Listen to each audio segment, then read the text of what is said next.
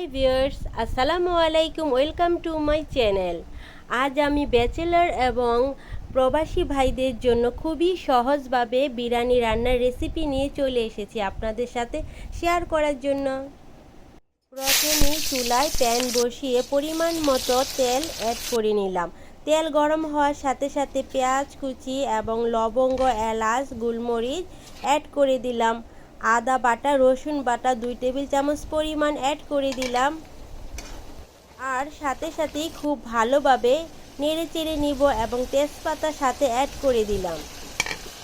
পরিমাণ মতো লবণ অ্যাড করে দিলাম। 5টা কাঁচামরিচ আমি এখানে কেটে অ্যাড করে দিলাম। আর খুব ভালোভাবে নেড়ে চেড়ে নিচ্ছি। সাথে এখানে বাদাম পেস্ট করা ছিল, সেটা এখন অ্যাড করে দিলাম। আর খুব ভালোভাবে নেড়ে চেড়ে নেব যাতে প্যানেতে না লেগে যায়। এখন আমি ভেজে রাখা মুরগির মাংসগুলো অ্যাড করে দিলাম। 10 মিনিটের জন্য ঢাকনা দিয়ে এখন আমি ঢেকে দিব। রাঁধুনি রেডিমিক্স মশলা নিয়ে নিলাম 2 প্যাকেট। একটি বাটিতে ঢেলে নিলাম। 10 মিনিট পর ঢাকনা তুলে নিলাম। আর মাংসগুলো খুব ভালোভাবে কষানো হচ্ছে। এখন আমি রেডিমিক্স গুঁড়া মশলাগুলো অ্যাড করে দিচ্ছি।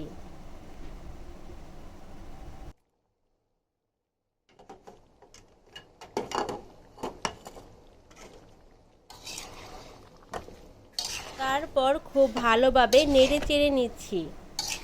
আর খুব ভালোভাবে নেড়ে চেড়ে নিতে হবে যাতে কড়াইতে না লেগে যায়। আমি এখন ঢাকনা দিয়ে ঢেকে দিলাম এবং 10 মিনিট পর ঢাকনা আবার তুলে নিলাম। মাংসগুলো খুব ভালোভাবে কষানো হয়ে গেছে। এখন আমি এখানে পরিমাণ মতো দুধ ঢেলে দিচ্ছি। এখানে আমি পানি দিয়ে ঝোল দিব না, সম্পূর্ণ দুধ ঢেলে ঝোলের পরিমাণ করব। আর এই দুধেই পুরোপুরি সিদ্ধ হবে। 10 মিনিটের জন্য আবারও ঢেকে দিলাম। 10 মিনিট পর ঢাকনা তুলে নিলাম। আর খুব সুন্দর ফ্লেভার বের হচ্ছে। আর মাংসগুলো খুব ভালোভাবে সিদ্ধ হয়ে গেছে।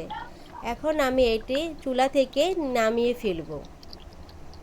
আরেকটি প্যান বসিয়ে দিলাম, সাথে তেল অ্যাড করে দিয়েছি। এখন এলাচ, দারচিনি অ্যাড করে দিলাম। আর খুব ভালোভাবে নেড়ে চেড়ে নিলাম। পেঁয়াজ কুচি অ্যাড করে দিলাম। খুব ভালোভাবে নেড়ে চেড়ে নিচ্ছি। এখন আমি এখানে তেজপাতা অ্যাড করছি। 1 টেবিল চামচ পরিমাণ আদা বাটা, রসুন বাটা অ্যাড করে দিলাম। আর খুব ভালোভাবে নেড়ে চেড়ে নিচ্ছি। ভাজাগুলো হয়ে গেছে। এখন আমি এখানে পোলার চালগুলো অ্যাড করে দিলাম। আগে থেকে পোলার চালগুলো ধুয়ে পানি ঝরানোর জন্য একটি ছাঁকনিতে রেখেছিলাম। এখন অ্যাড করে দিয়েছি আর খুব ভালোভাবে নেড়ে চেড়ে নিচ্ছি। পোলার চালগুলো ভাজা হয়ে গেছে, কালারগুলো চেঞ্জ হয়ে গেছে। এখন আমি রান্না করা মুরগির মাংসগুলো অ্যাড করে দিলাম। এখন খুব ভালোভাবে নেড়ে চেড়ে নিচ্ছি। চাল আর মাংস একসাথে মিক্সড করব।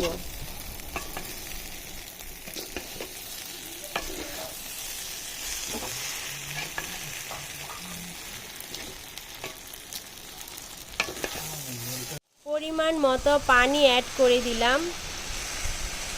আমি এখানে 1 কেজি চাউল নিয়েছি আর 1 কেজি চাউলের সাথে 1 কেজি পানি অ্যাড করেছি।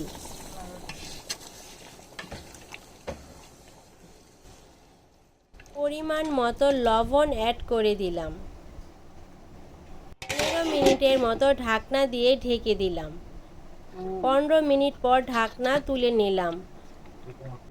সাথে এখন পোলাও পাতা অ্যাড করে দিলাম।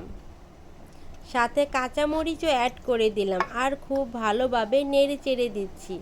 আবারও 10 মিনিটের জন্য ঢাকনা দিয়ে অ্যাড করে দিলাম।